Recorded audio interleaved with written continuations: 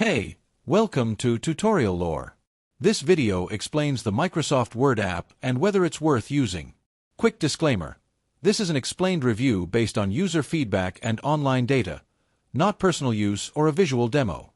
Microsoft Word is a versatile word processing app developed by Microsoft, designed for creating, editing, and formatting documents across desktop and mobile platforms. The app offers features such as templates, real-time collaboration, cloud integration via OneDrive, track changes, comments, and advanced formatting tools. It supports exporting to PDF, inserting charts and tables, and seamless integration with other Microsoft 365 apps for enhanced productivity. Let's talk about how it performs in actual use. The app is widely appreciated by students, professionals, and teams alike for its clean interface, fast navigation, and extensive functionality. Users can easily create professional documents, collaborate in real time, and access files across multiple devices.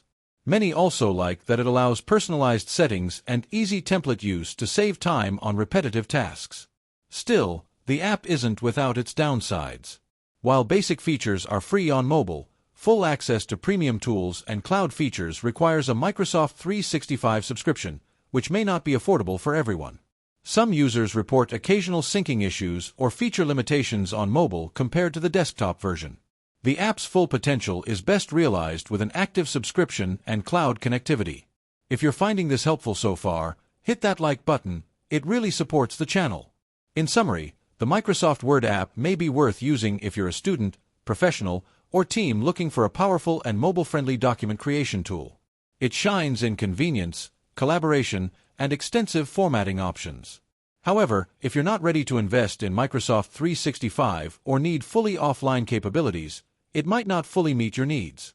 This is not a commercial or paid promotion, but an informational video. For inquiries, contact the email address stated in the description.